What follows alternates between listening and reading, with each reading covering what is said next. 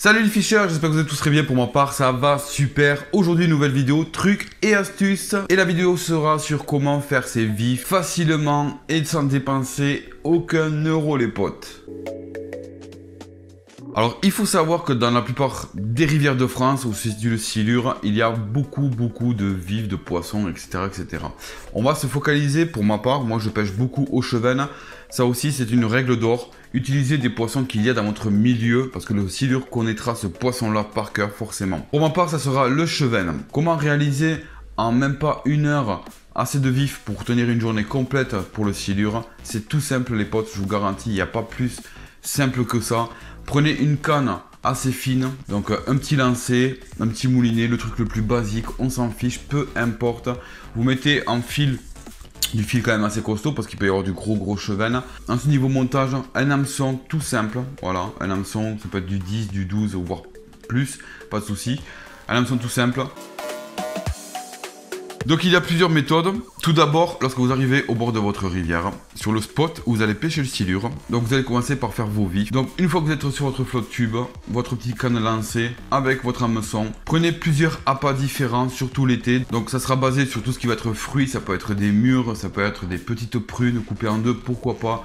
Mais aussi prenez avec vous un appât qui est comment dire, universel, des asticots. Voilà, des asticots, des gros asticots, une petite boîte, ça coûte pas cher, hein, vraiment. Et vous allez avoir beaucoup d'utilité. Alors ensuite, où trouver les chevennes? Regardez votre rivière, comme je vous ai dit, le spot où vous allez pêcher le Silure. Et surtout, la chose la plus importante, de regarder vos berges. Et le cheven va se situer vraiment collé sur les berges, vraiment collé sur les berges. Et les endroits les plus propices, ça va être les endroits où il peut y avoir des mûriers. Ça peut être aussi un prunier qui est au-dessus de l'eau. Ça peut être un sureau, voilà l'arbre sureau qui fait des petites graines. Ils sont friands de ça. Utilisez ces appâts-là aussi, pourquoi pas, récoltez-en quelques-uns. Et prospectez toutes les zones, vraiment toutes les zones en premier lieu, où il y a ce type de fruitier sur les bordures. Vraiment, vous allez voir. Ensuite, deuxième chose, bien sûr, on va y aller tranquillement. Allez-y palmer, essayez de vous rapprocher le plus possible des berges sans se faire voir. Parce que le cheven, vraiment, c'est un poisson qui est assez furtif et il vous verra de très loin. D'ailleurs, le moment où vous allez faire un joli poisson, pourquoi pas un joli cheven sur un poste, n'insistez pas parce qu'en général, les autres sont partis beaucoup plus haut, beaucoup plus bas. Ils ont changé de zone. N'hésitez pas aussi à revenir quelques instants après sur le poste où vous avez fait peut-être un poisson. D'autres chevens sont revenus en tranquillité. Donc faites très attention à ça, de ne pas être vu, de vous rapprocher des berges tranquillement, de ne pas faire des mouvements brusques, évitez à ce que le cheven vous voit de très loin et prospectez en lançant vraiment le plus près possible des berges, au ras des ronces dans l'eau. S'il y a des mûriers, je vous garantis que vous allez faire du vif en très peu de temps et sincèrement ça va très vite. Moi, ce que je fais, c'est que pour ma part, dès le début, je mets un gros paquet d'asticots sur mon hameçon pour créer un effet de boule, tout simplement une boule d'asticots. Et lorsque je vais lancer en arc de cercle. Je vais lancer assez haut pour que la boule d'asticots ou aussi le fruit tombe dans l'eau comme si ça tombait d'un arbre, comme si c'était un fruit qui tombait d'un arbre naturellement pour créer un ploc dans l'eau. Voilà, c'est ce qui va déclencher la curiosité du cheven et par moments aussi des attaques vraiment violentes de ouf. Attention à être furtif parce que ça peut, au moment du lancer, au moment où votre appât va se poser, l'attaque peut être instantanée. Attention aussi parce que par moments les plus gros chevens mettent du temps aussi à venir sur l'appât. Donc lorsque vous avez lancé votre appât, attendez un petit peu. Parce qu'il se peut qu'il y ait un gros cheven qui arrive peu de temps après, qui gobe au dernier moment. Ça ne sera pas une attaque violente, donc voilà. Il peut y avoir des attaques totalement différentes sur le cheven. Mais vous allez voir, vous allez faire du poisson très vite comme ça. Du coup, vous montez un hameçon, comme je vous ai dit, simplement sur le corps de ligne. Vous embêtez pas à faire des bas de ligne. Si vous voulez, après, vous spécifiez sur une pêche de cheven, vraiment pêcher que ça, pourquoi pas aussi vous amuser. À vous de faire des têtes de ligne, bas de ligne, etc. Mais là, on est vraiment à but de faire du vif. Le plus vite possible. Donc voilà, on met un hameçon tout simple sur le corps de ligne avec un nœud tout simple aussi. On se prend pas la tête. Moi ce que je fais c'est que je rajoute un petit plomb au-dessus de l'hameçon sur à peu près 5 cm au-dessus, un petit plomb pour alourdir un petit peu le montage, pour pouvoir lancer où je veux. Surtout avec les asticots parce que les asticots sont beaucoup plus légers qu'une mûre, etc. Et prospecter le plus comme ça les zones vraiment d'ombre aussi. Et par moments les zones de soleil. Voilà, si vous voyez qu'il y a de l'ombre sur vos berges et qu'il y a des petits trous de soleil, allez-y parce que des fois le cheven se situe là.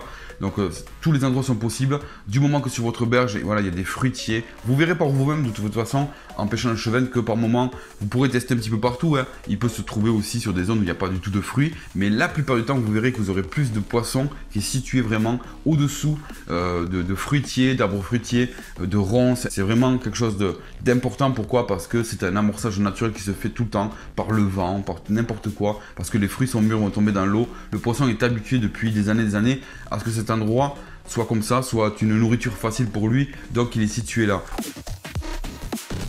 Pour conserver vos vifs, pour la pêche au silo, que ce soit en canoë ou même en flotte tube, trouvez vraiment une bourriche flottante, ça c'est vraiment primordial. Il faut vraiment que vos poissons soient vraiment dans l'eau absolument le plus possible. Le chevel, il faut savoir que c'est un poisson qui est quand même assez... Il est costaud, mais il peut être aussi assez fragile, surtout quand on est en été, qu'il y a beaucoup moins d'oxygène.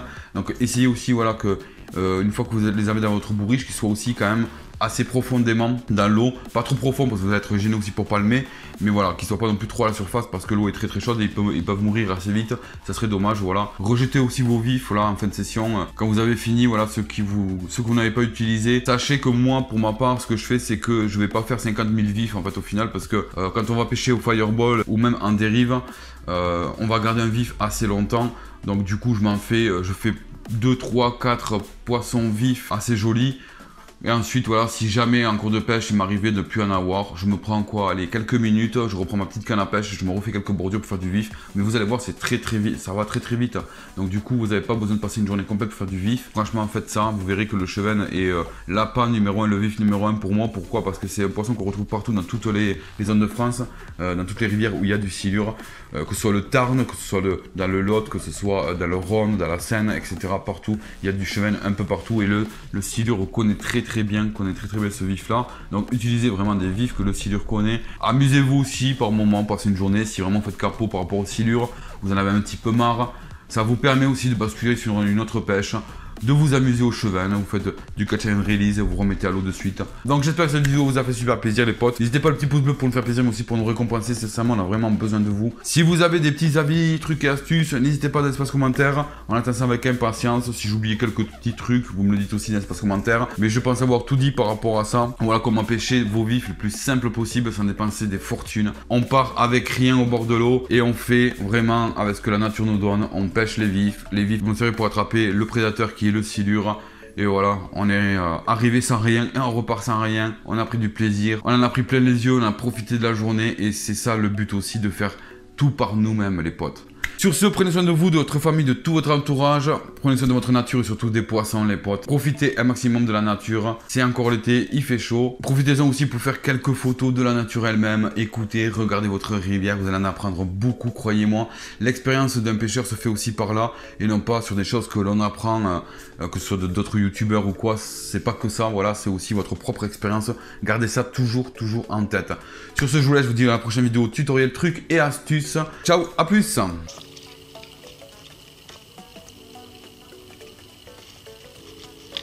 Ouh, poisson les gars, poisson, gros poisson.